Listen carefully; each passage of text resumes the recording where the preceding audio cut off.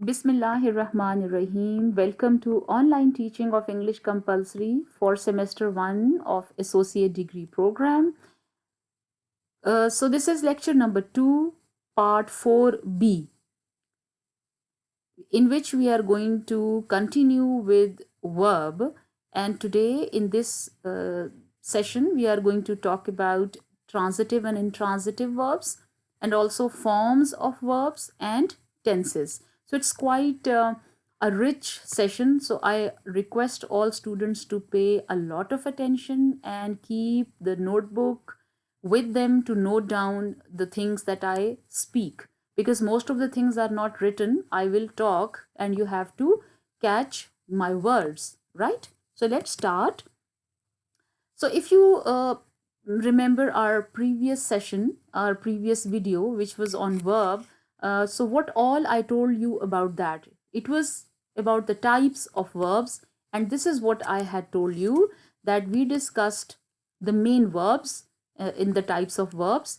Then we also discussed what are helping verbs, and within helping verbs, what are primary auxiliaries and what are modals and linking verbs. See, so these 5 things we had done in our previous lecture, which was 4A. This is 4B, right?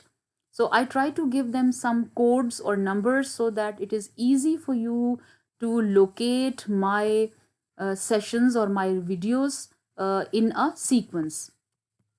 Now today we are going to see the rest of the 2 types of verb, and then we will also discuss the forms of verbs, as well as we will remind ourselves of tenses in English language, English grammar. Okay. Now look at these examples. If you are going to look at the examples in front of you, and look at these underlines of 2 different colors. We will discuss them later. But look at this. My parents play the piano. We are reading your new book. Ed cancelled the reservation. Don't forget to return those books. They run a cafe together. Marriage hasn't changed her. Close your eyes. I've got a surprise for you. Open the window. It's too hot in there. Have you done your coursework? Kate set a chair next to the bed. Michelle used to run a restaurant. Okay. In the first this box, you will see that I have underlined all the verbs. See? All the verbs. My parents play. We are reading. Ed cancelled. Don't forget. They run. So they are verbs. Well, in these orange lines, underlines basically, what are these? Actually, these are the objects. And if we ask a question, my parents play, now you say what? See, we are reading what? Ed cancelled what? Don't forget to return what? They run what? Okay? So this is how we see that something which this verb, the action goes to the object. Okay, and also we can change all these orange underlines into passive voice. For example, we can say my parents play the piano. The piano is played by my parents. Okay, so same is the case over here. Here all the bold colors, all the letter words in bold, they are actually the verbs, and the underlining, the orange underlining, they are the objects. And if the verb, it takes its action to the object, then we call it transitive verb. Okay, so again the example through this proper you can say arrows I have written. The pirates, now this is the subject, found what? The treasure. Now this is the object. See, so when the action goes from the verb to any object और उसके बगैर अधूरा हो जुमला, तो ऐसे verb को हम ट्रांजिटिव वर्ब कहते हैं. ओके, ये देखिए। अच्छा, there is another concept of object. दो तरह के ऑब्जेक्ट्स होते हैं, एक डायरेक्ट ऑब्जेक्ट होता है और एक इनडायरेक्ट ऑब्जेक्ट होता है। इन दोनों का फ़र्क सिर्फ इतना है कि डायरेक्ट ऑब्जेक्ट के बगैर जुमला अधूरा होता है। I mean that verb actually refers to the direct object. जैसे हम कहते हैं जैक कॉट, तो what he caught, fish, a fish is that object, right. अब दूसरी एग्जांपल में देखें, गिव हर द फिश, तो कौन सी चीज इंपॉर्टेंट है इसमें, फिश इंपॉर्टेंट है कि हर इंपॉर्टेंट है? ठीक है, जब हम कहते, इसको हम रीफ्रेज ऐसे कर सकते हैं, give the fish to her. तो द फिश जो है वो डायरेक्ट ऑब्जेक्ट है, और ज्यादातर आप देखें तो वो कोई it's something, not someone जो होता है वो ज्यादातर इनडायरेक्ट ऑब्जेक्ट होता है, जो रिसिपिएंट होता है एक्शन का, जिसका वो डायरेक्टली रिलेटेड नहीं होता। सो इन एनी केस, इन दोनों में both these sentences are the example of transitive verbs. इस केस में कॉट भी ट्रांजिटिव वर्ब है, इसमें गिव जो है वो ट्रांजिटिव वर्ब है। यहाँ पे सब्जेक्ट मिसिंग है, जरूरत नहीं है। ओके, अच्छा, all these examples they are examples I told you of transitive verbs. उसके अंदर हमने बात की दो तरह के ऑब्जेक्ट्स की, one is direct object and one is the indirect object. तो ट्रांजिटिव वर्ब क्या होते हैं? Transitive verb is these are basically they transition to, means change to, shift to an object to complete its meaning, क्योंकि इसके बगैर वो अधूरा है। अगर हम इसको हटा दें, द पायरेट्स फाउंड, तो क्वेश्चन होगा व्हाट, ठीक है।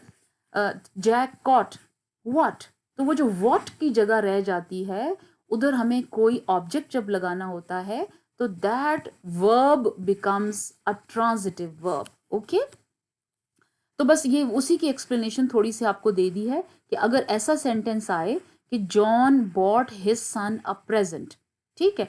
अब देखिए, जॉन बॉट, अब डायरेक्टली क्या चीज होनी चाहिए, बॉट के साथ व्हाट लगाएंगे तो प्रेजेंट होगा, अ प्रेजेंट। इसका मतलब है ये डायरेक्ट ऑब्जेक्ट है, ये directly related to the verb bought है, ठीक है। और इसमें something which is some object which is indirect, वो है अ सन और हिज सन। हम इसको रिफ्रेस करके ये भी कह सकते हैं कि John bought a present for his son, ठीक है। लेकिन हम इसको मिस नहीं कर सकते।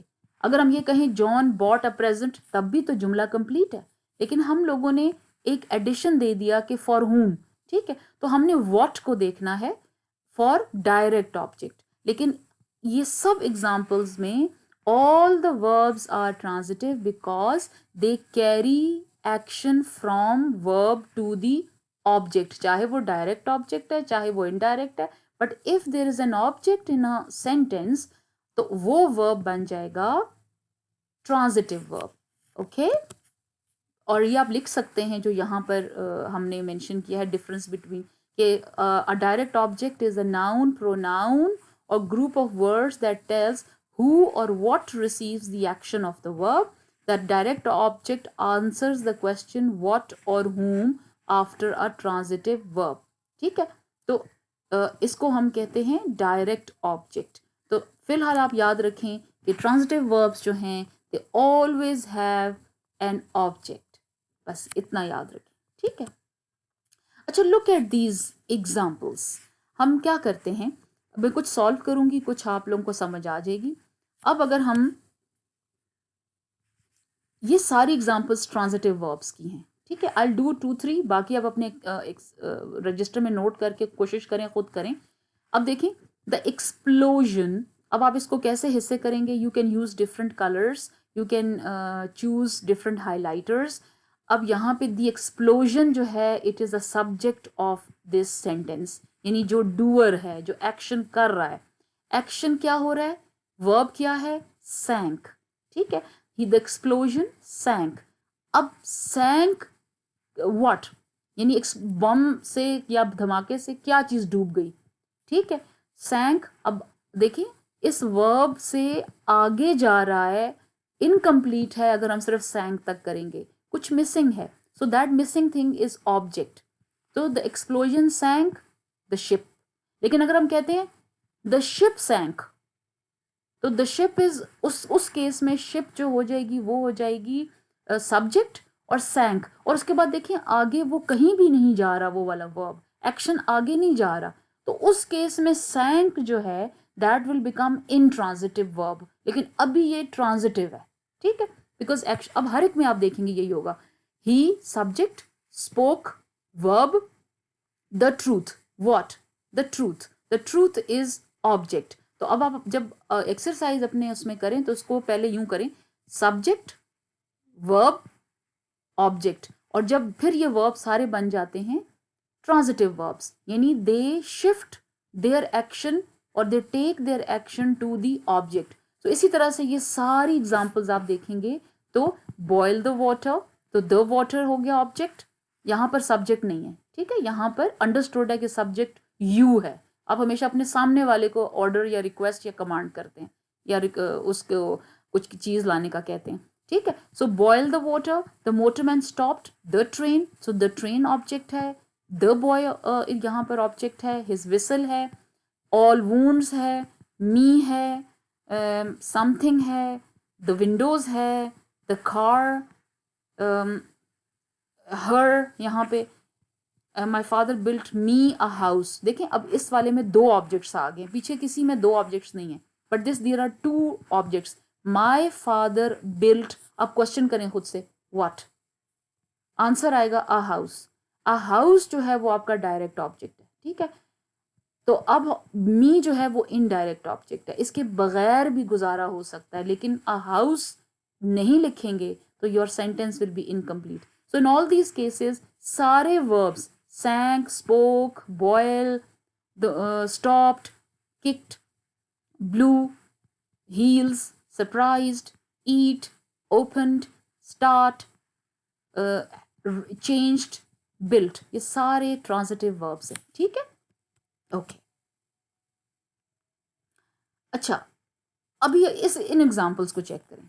द पायरेट्स लाफ्ड हार्टिली, जब हम क्वेश्चन करेंगे लाफ्ड व्हाट, तो ये तो अप्लाई ही नहीं हो रहा इस पे, यानी इस केस में कोई ऑब्जेक्ट ही नहीं है, ये हार्टिली तो आगे फिर एडवर्ब है ना, सो उसको छोड़ें, we are talking about the missing of object.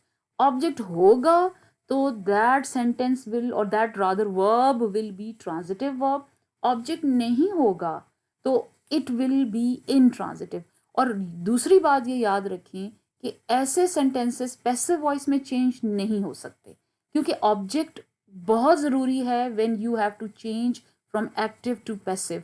आपको खुद पता है कि वहाँ ऑब्जेक्ट शुरू में जाता है और सब्जेक्ट बाय के साथ लगा के आखिर में ले आते हैं, तो इसको आप पैसिव में चेंज नहीं कर सकते because there is no object, ठीक है। So the pirates laughed heartily, ये कंप्लीट है, इसको ऑब्जेक्ट की ज़रूरत ही नहीं है। सो ऐसे वर्ब्स को हम कहते हैं intransitive verb, opposite of transitive, यानी it does not shift, the action does not shift to the object, right? अब ये देखें मैंने डिटेल भी दे दी that intransitive verbs are action verbs that do not have a direct object। इस बात को पल्ले से बांध लें। The difference between transitive and intransitive verbs is the presence of the object। अच्छा, अब वो जो लिंकिंग वर्ब हमने टाइप ऑफ वर्ब की थी, दे आर ऑलवेज इंट्रांजिटिव। मैंने उस वक्त भी, अगर आप मेरा पिछला लेक्चर वो सुने, तो मैंने बताया था कि लिंकिंग वर्ब्स सिर्फ सब्जेक्ट को लिंक करते हैं किसी नाउन के साथ या किसी एडजेक्टिव के साथ, लेकिन वो पैसिव में चेंज नहीं हो सकते। वो भी काइंड ऑफ इंट्रांजिटिव की तरह पैसिव में चेंज नहीं होते।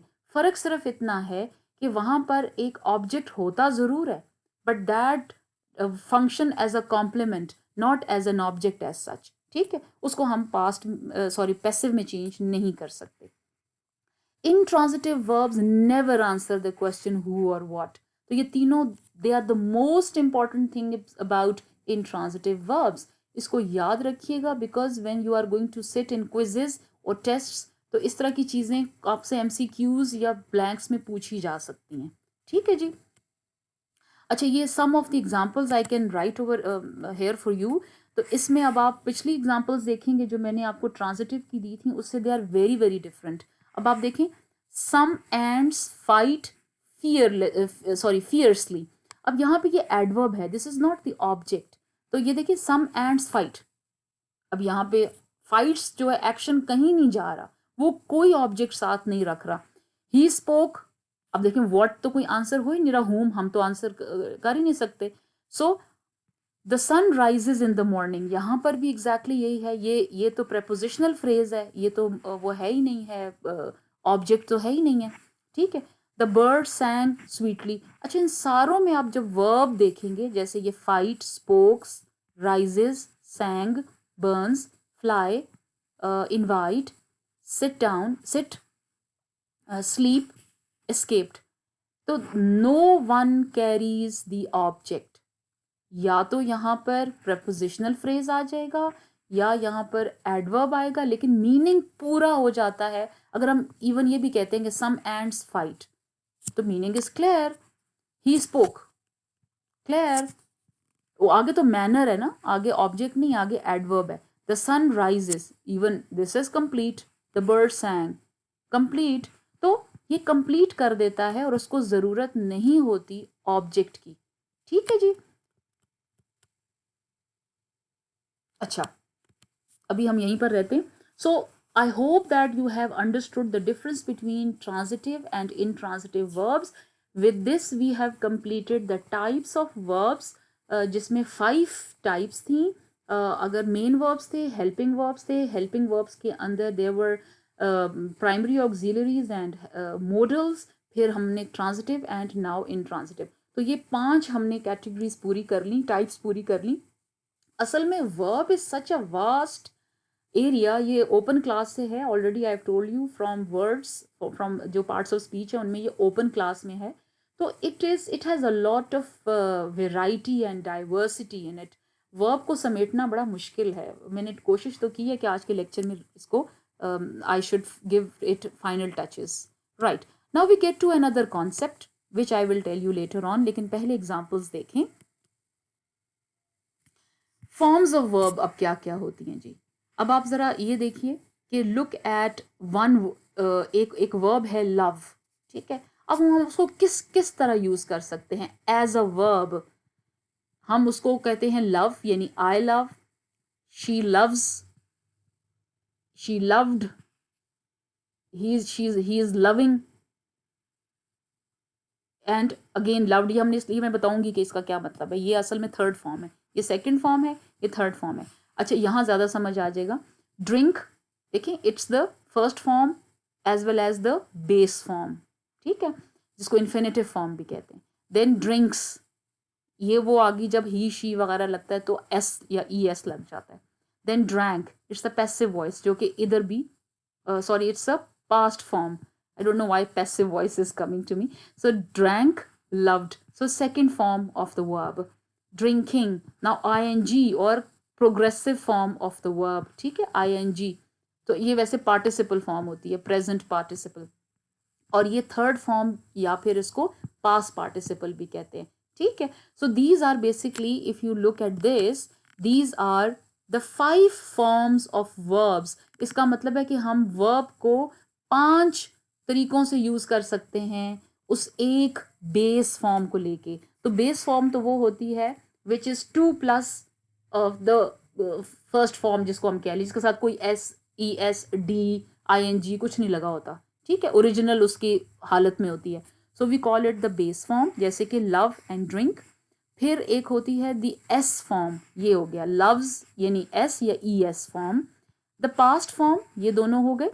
The I N G form, ये दोनों हो गए, ठीक है। एंड द पास्ट पार्टिसिपल, ये जो आई एन जी फॉर्म को हम प्रेजेंट पार्टिसिपल फॉर्म भी कहते हैं, ठीक है जी। And this is past participle यानी third form of the verb. तो ये हमारे पास 5 फॉर्म्स ऑफ वर्ब्स हैं। और ये मैंने थोड़ा सा आप लोगों के लिए एक टेबल भी लगा दी जिसमें all these forms are there. For example कुछ भी इसमें से आप उठा लें तो देखें, जैसे ये है एक्ट, एक्ट का बेस फॉर्म एक्ट ही होगा, फर्स्ट फॉर्म भी एक्ट ही होगा, यानी टू एक्ट और आई एक्ट या वी एक्ट, ये एक ही होगा। But when it will be past form, it will be acted, ED. Past participle form यानी कि थर्ड फॉर्म, ये भी ईडी है क्योंकि ये रेगुलर वर्ब्स है, इनकी एक ही जैसी है। अच्छा, देन एस या ई एस फॉर्म जो है वो एक्ट्स, फिर एक्टिंग, देखें ये है प्रेजेंट पार्टिसिपल फॉर्म। तो हर वर्ब की ऐसी ही फॉर्म है।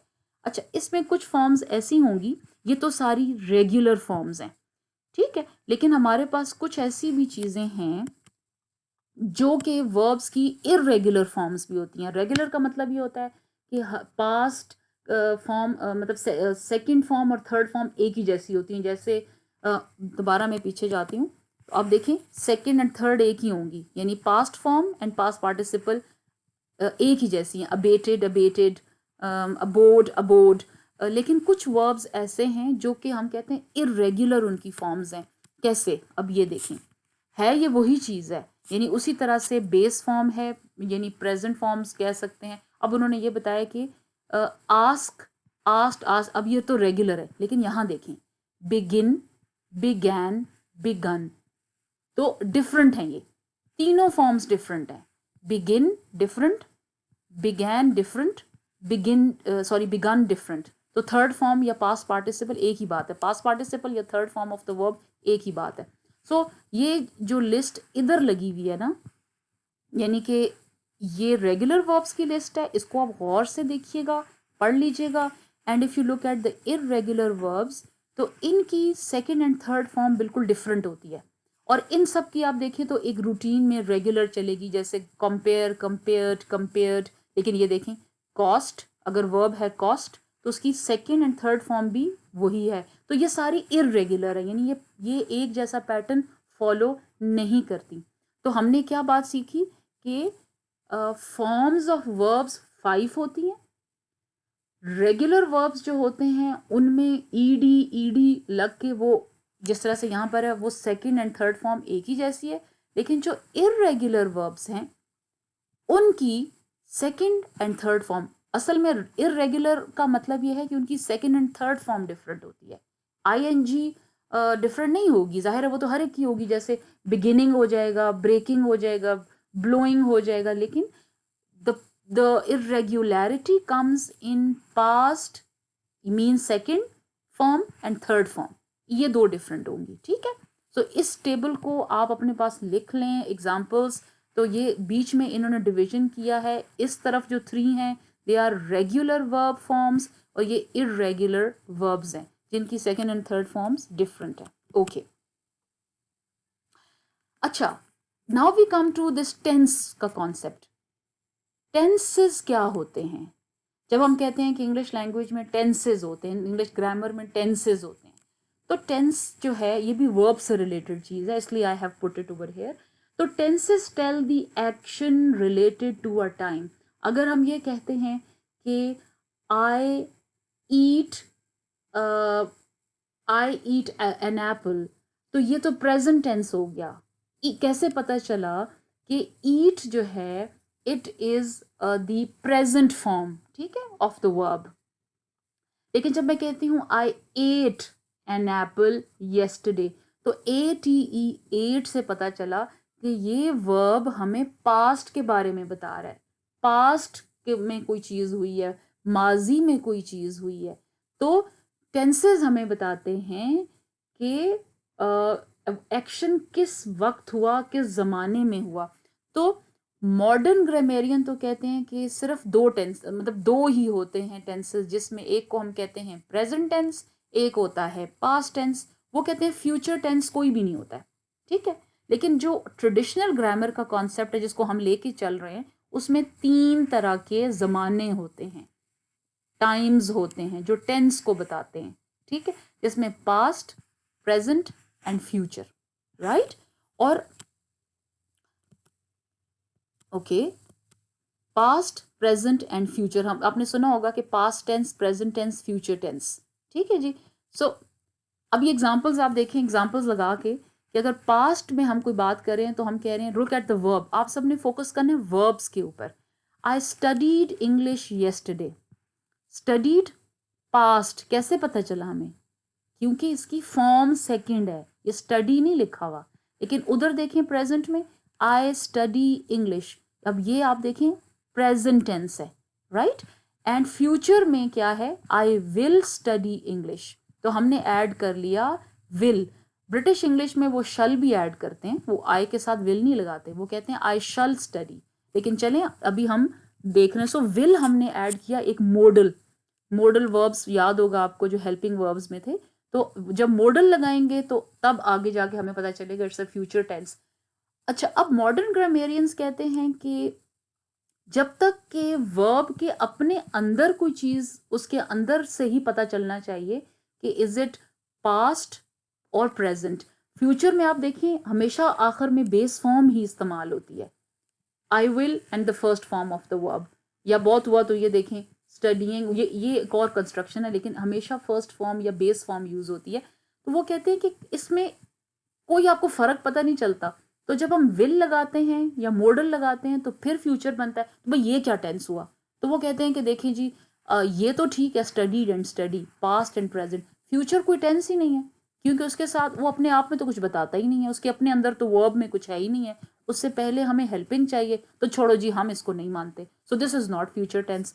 तो मॉडर्न कहते हैं कि there is no future tense, लेकिन आप मॉडर्न को फॉलो कर नहीं रहे। Why I am telling you side by side, ताकि आपको पता हो कि what actually is the new trend coming up in grammar. Okay, अच्छा, अब ये मुख्तलिफ आगे टेंसेस बनते हैं, हर एक टेंस फर्दर डिवाइड आगे हो जाता है या फर्दर उसकी ब्रांचेस निकल आती हैं इनटू, देखिए थ्री, ये देखिए past, sorry for each, past simple होता है, फिर पास्ट कॉन्टिन्यूअस होता है, फिर पास्ट परफेक्ट होता है, then past perfect continuous. Same is the case present simple या indefinite, present continuous, present perfect, present perfect continuous. Same is the case future simple, future continuous, future perfect, future perfect continuous. अब ये आपने पिछली classes में सारे पढ़े हुए हैं, आई have put the examples over here ताकि आपको पता चले कि ये किस तरह से होते हैं। कि अगर हम पास्ट सिंपल करते हैं तो आई स्टडीड इंग्लिश यस्टरडे, उसी पास्ट को कॉन्टिन्यूस में करेंगे तो आई वाज स्टडीइंग इंग्लिश, उसी पास्ट को परफेक्ट में करेंगे तो आई हैड स्टडीड इंग्लिश। देखिए थर्ड फॉर्म यूज हो जाती है हैज, हैड, हैव के साथ।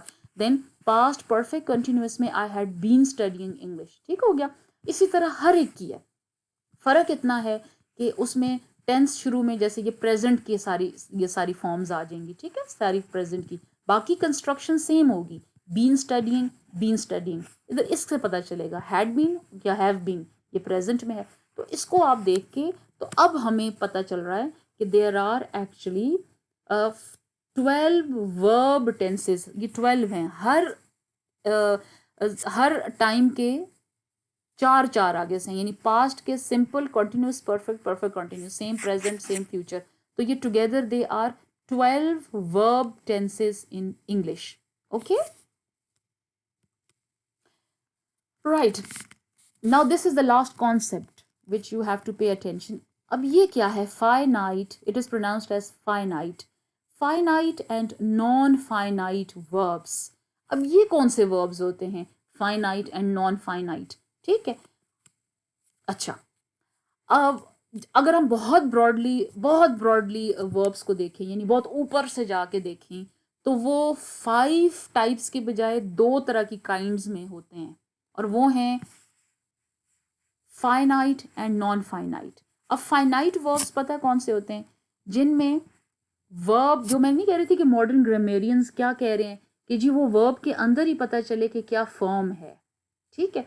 तो वो ये कहते हैं कि अगर आप हेल्पिंग वर्ब्स को हटा दें, ठीक है, तो फाइनाइट वर्ब्स वो बनते हैं जिसके अपने वर्ड, जो वर्ब है, जैसे हम कहते हैं स्टडी एंड स्टडीड, तो स्टडीड में जो चेंज आया है ये वर्ब को बता रहा है, स्टडीज में जो चेंज आया है ये वर्ब को, तो ये फाइनाइट वर्ब्स होते हैं। कैसे, तो finite verbs change their forms, वो कैसे चेंज करते हैं अपनी फॉर्म्स, कि जब आई होगा तो स्टडी होगा, जब शी होगा तो स्टडीज हो जाएगा, ठीक है। तो चेंज किस में आ रहा है, it comes in the verb. तो वर्ब आपको बता रहा है कि सब्जेक्ट कितने हैं, एक है, जैसे हम कह रहे हैं ना कि आई, सॉरी, हम कह रहे हैं कि शी या ही, तो वो आ जाएगा टेक्स, ठीक है। लेकिन जब हम कह रहे हैं दे, तो वो आ जाएगा टेक।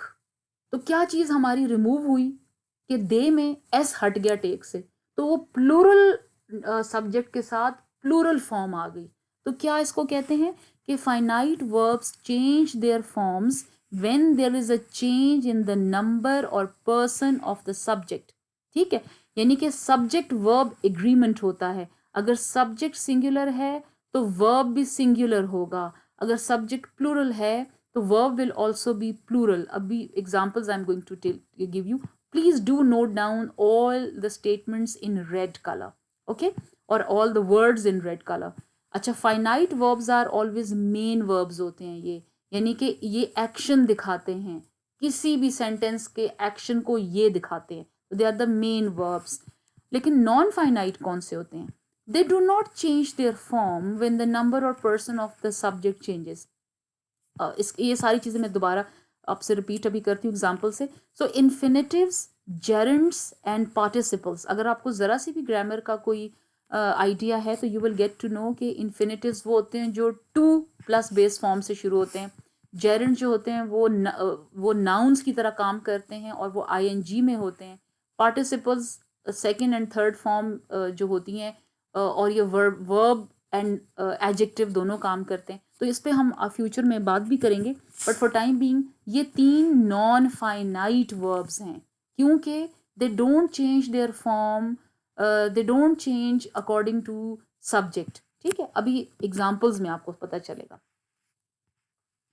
अगर हम एग्जाम्पल करें तो फाइनाइट वर्ब में सिर्फ यहाँ पे ये देखें, मैं अगर आपसे ये कहती हूँ कि they got home very late last night, ये हो गया मेन वर्ब। ठीक है, और गॉड से एकदम पता चलता है कि ये पास्ट है। ठीक है, लेकिन अगर मैं कहती हूँ दे विल गेट होम, तो गेट से आपको पता चलेगा कि ये पास्ट है, ये प्रेजेंट है, वो तो बेस फॉर्म लगी हुई है। ठीक है, तो वो वहां पर विल की वजह से विल जो है वो हेल्पिंग वर्ब उसको चाहिए, या मैं ये कहती हूँ दे आर गेटिंग होम। ठीक है, तो आपको जब टेंस पता ना चल रहा हो फ्रॉम दैट सिंगल वर्ब, तो उसको हम कहते हैं finite, sorry non finite verbs. लेकिन यहाँ पे the moment you look at the verb, तो आपको उसकी फॉर्म देख के पता चल जाता है उसके आसपास कोई हेल्पिंग वर्ब नहीं लगा हुआ, तो दे के साथ वो गॉट है। अगर शी होता, प्रेजेंट होता, शी गेट्स होता, तो गेट, गेट्स, गॉट। अब ये तीनों में हमें पता चल जाता है कि कौन सा टेंस है ये। ठीक है, तो ये नॉन फाइनाइट होते हैं, ये फाइनाइट होते हैं। I am sorry, I am just shuffling between finite and non finite. अच्छा, अब यहाँ पर देखें कि अच्छा, ये तो उन्होंने बहुत ज़्यादा उस तरह से एग्जांपल्स आगे आ जाएंगी। सो नॉन फाइनाइट में आप देखें, अगर हम इन्फिनेटिव्स, जेरेंड्स एंड पार्टिसिपल्स की बात करें तो ये सब नॉन फाइनाइट हैं। जैसे selling is my favourite sport, अब ये देखें जी कि ये यहाँ पर नाउन एक्ट कर रहे हैं, वर्ब तो एक्ट ही नहीं कर रहे, इसलिए तो they can't be the verb. देखो, जब हम वर्ब कहेंगे तो वर्ब तो होना चाहिए उनको ना, तो सेलिंग यहाँ पर कोई कंटिन्यूस टेंस नहीं है यहाँ पे, ये यहाँ पे नाउन एक्ट कर रहा है, तो ये जेरेंड है। ठीक है, अच्छा, अब यहाँ पर आप देखें कि the sleeping cat is brown, अब यहाँ पर वर्ब स्लीपिंग नहीं है, इट्स इज, तो स्लीपिंग यहाँ पर एडजेक्टिव या पार्टिसिपल काम कर रहा है कि कैट की क्वालिटी बता रहा है। ठीक है जी, अच्छा, फिर आप ये देखें, she tiptoed around the house so as not to wake anyone. Not to wake ये इन्फिनेटिव है, इन्फिनेटिव हमेशा टू प्लस फर्स्ट फॉर्म या base form of the verb होता है। तो ये तीनों जो एग्जाम्पल्स हैं they are of non finite verbs. इनके अलावा जितने भी वर्ब्स होंगे वो होंगे फाइनाइट वर्ब्स। ठीक है जी, अभी एग्जाम्पल्स आ जाएंगी, मैं आपको सिर्फ ये एक्सरसाइजेज हैं, आपने बाकी तो खुद करनी है, but I will do 2-3 just to make you understand.